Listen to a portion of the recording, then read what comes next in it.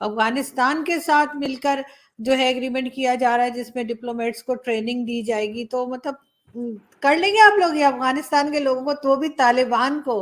Diplomacy में अगर खिड़की दरवाजे बंद करो तो रोशनदान खुले रखे जाते हैं। नाज़रीन, तालिबान की वजारत खारजा ने अपने अमले से कहा है कि वो काबुल में मौजूद हिंदुस्तानी एम्बेसी में 4 रोज़ा सफारतकारी के कोर्स में शिरकत करें। ऑलरेडी अफगानिस्तान की आर्मी जो है वो इंडिया में ट्रेनिंग ले रही है। अफगानिस्तान के स्टूडेंट स्कॉलरशिप पर इंडिया पढ़ने जा रहे हैं और अब अफगानिस्तान के डिप्लोमेट्स इंडिया से ट्रेनिंग लेंगे सफारतकारी पर। उसे अरब कोई काफर तो नहीं है, अरब भी तो मुसलमान है आपके। अरब ने अवार्ड दिया मोदी को, क्यों दिया? कोई तो बात है ना मोदी के बीच में यार, कोई तो उसकी सोच अच्छी है। देखे, मैं हमेशा कहता हूँ, देखने में वो कुर्ता पजामा है और एक वेस्ट कोट, और अंदर से बब्बर शेर, जीनियस माइंड, बब्बर शेरों वाला। मोदी साहब आप ग्रेट हो यार, आप वाकई ग्रेट हो। और आप बड़े लोग आपको सुन रहे हैं, कुछ देख के वो कहेंगे ओहो, इधर ये ना हो कि आप पे अटैक और साथ मैं भी रगड़ा जाऊं। अच्छा, ये सारे लोगों की ना, इनकी कोई टेंशन नहीं है, क्योंकि मुझे अब इन चीजों की आदत हो चुकी हुई। लोग आपको पता है क्यों देख रहे हैं? आपके जाने के बाद मेरे साथ इनकी बहस होगी। अच्छा। ये मुझे कहेंगे कि हमने आप लोगों को मना किया है कि इंडियन टॉपिक पे आपने। भाई, मैं इंडिया से प्यार करता हूँ और ये मुझे किसी से डर की जरूरत नहीं है, ना मैं किसी से पैसे लेता हूँ ना कुछ। मुझे उन लोगों के प्यार के साथ मोहब्बत है जो मुझसे प्यार करते हैं, जो मुझे देखते जिगरा मेरे पास भी नहीं है जो जैसे ये बात कर रहे हैं, मैं आज तक ऐसे बात नहीं कर पाया। कंपटीशन क्या है, मैं आपको हमारा कंपटीशन बताता हूँ इंडिया के साथ क्या है। फॉर एग्जाम्पल, हम बड़ी बात नहीं करते, एक गन है, वो इंडिया ने परचेज कर ली। अब हमारी दौड़ ये होगी कि वो गन उसने अगर 100 रुपीज में लिया ना, हम 200 में वो गन लेना है, चाहे मुल्क कर्जे में फंस जाए, चाहे हम कर्जा लेके वो गन खरीदें। और भाई, हमें नहीं जरूरत ऐसी गनों की, ऐसे बम्बों की हमें कोई जरूरत नहीं है। हमारा चारा नहीं, काम नहीं नहीं है। अच्छा, अब आप इंडिया के साथ दुश्मनी बनाते हो, चाइना के साथ दोस्ती बनाते हो। मुझे सिर्फ ये बताएं कि चाइना ने तसल्ली के अलावा आज तक क्या दिया आपको, या भीख के अलावा क्या दिया है? ये बताएं, जो नोबल पीस अवार्ड के लिए नॉमिनेट किया गया है, क्या आपको लगता है कि ऐसा पॉसिबल होगा, नोबल पीस अवार्ड मिल जाएगा इंडिया के प्राइम मिनिस्टर को? जी, मैं आपको बताता हूँ, हमेशा पीस अवार्ड उसे मिलता है जो पीस कर रहा हो। देखिए, इंडिया में आप चले जाइए, उधर अमन शांति सुकून क्यों है? देखिए, अमन शांति सुकून, इधर तो कहा जाता है मुसलमानों पे जुल्म हो रहा है। पता नहीं कौन से हो रहा है यार। आप तो मीडिया वाले हो, आप ही कोई मीडिया, मैं मीडिया की बात करता हूँ। मीडिया पे मैं एक चैनल पे देख रहा था, यूट्यूब पे, वो इंडिया की मस्जिदों में दिखा रहे थे कि अजान हो रही है। वो इंडिया की ईदें भी बता रहे थे कि प्रॉपर, कोई भी जैसे शियों का, अहले तशियों का आ जाता है मुहर्रम।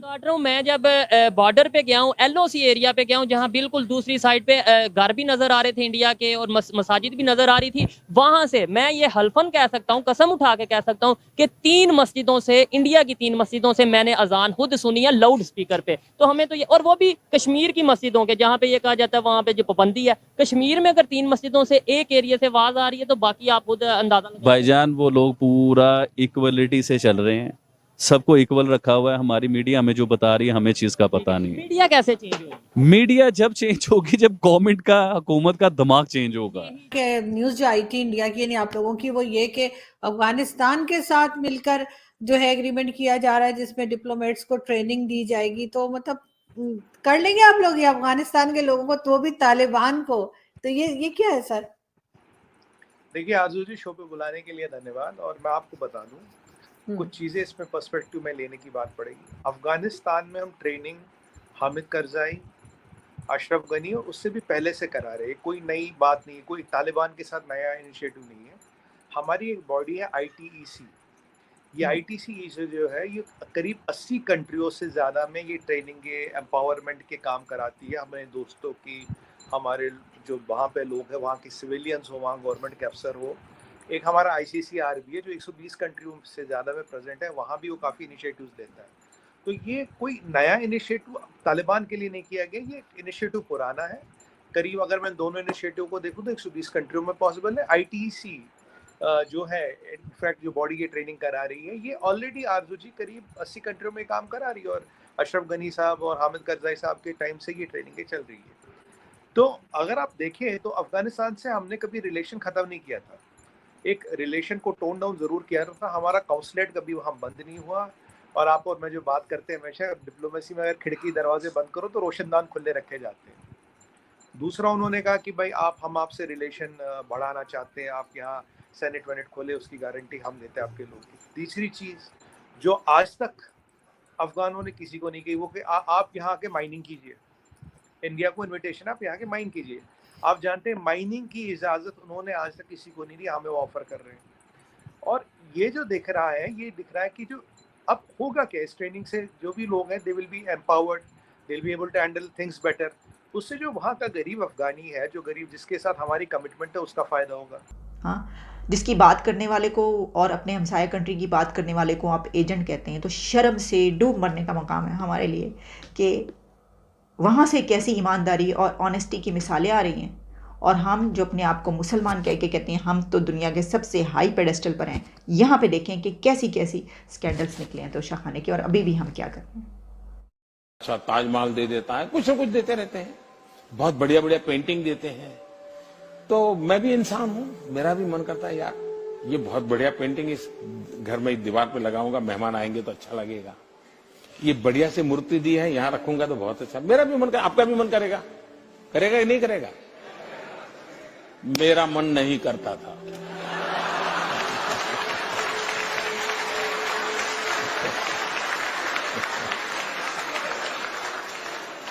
और मैं ये सारी चीजें सरकार का जो ट्रेजरी होता है, तोशा खाना बोलते हैं, उसमें डाल देता था। वो भी बड़े तंग आ गए कि ऐसा क्या सब्जी से आप बारियां बेच देते हो। मैंने कहा मैं कहाँ रखूंगा भाई, मेरे कौन संभालेगा इन चीजों को, कोई इसके लिए किसी को रखना पड़ेगा मुझे। मैं दे देता था। फिर मैं उसका वैल्यूएशन करवाने लगा, फिर मैंने उसका ऑक्शन करवाना शुरू किया। हम लोग जानते हैं हिंदुस्तान में राजनेताओं के साथ ऐसी बातें सब सच होती है, सभी मैं नहीं कहता हूं, सब झूठ होती है, ये भी मैं नहीं कह सकता।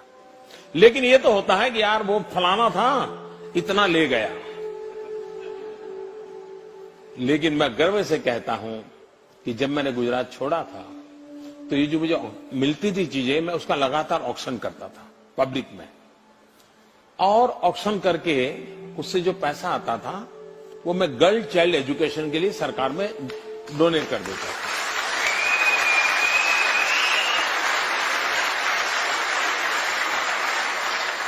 और करीब करीब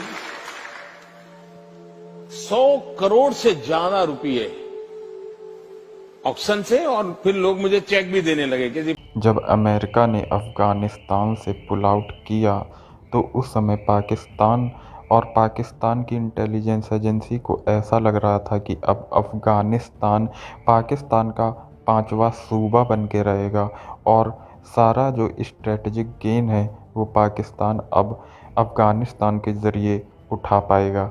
लेकिन तालिबान गवर्नमेंट बनने के साथ ही अफ़गानिस्तान ने ये दिखा दिया कि वो पाकिस्तान की शैडो के अंडर नहीं रहेंगे और अपना इंडिपेंडेंट गवर्नमेंट चलाएंगे। हाल ही में तालिबान ने इंडियन गवर्नमेंट को ये रिक्वेस्ट करी है कि वो उनके डिप्लोमेट्स को ट्रेनिंग दें ताकि वो दुनिया भर में डिफरेंट फोरम्स और मीटिंग्स को प्रॉपर वे में अटेंड कर सके, अपनी बात अक्रॉस कर सकें। तालिबान अगर चाहता तो वो दुनिया भर में किसी से भी मदद मांग सकता था, लेकिन उसने भारत को ही चुना क्योंकि तालिबान को भी पता है कि भारतीय लोग सच्चे और ईमानदार होते हैं, जबकि पाकिस्तानी लोगों खासकर पाकिस्तानी पॉलिटिशियंस और उनके ब्यूरोक्रेट्स और पाकिस्तानी आर्मी का उनके अंदर कोई ईमानदारी और कोई उसूल जैसी चीज़ नहीं है। इसी बात पर पाकिस्तान के लोग और मीडिया काफ़ी परेशान है कि हमारे पड़ोस का देश अफ़गानिस्तान भारत से मदद क्यों मांग रहा है, जबकि पाकिस्तान को ये नहीं पता कि भारत और अफ़गानिस्तान के जो रिलेशंस हैं वो अभी नहीं बल्कि सेंचुरीज़ पुराने हैं।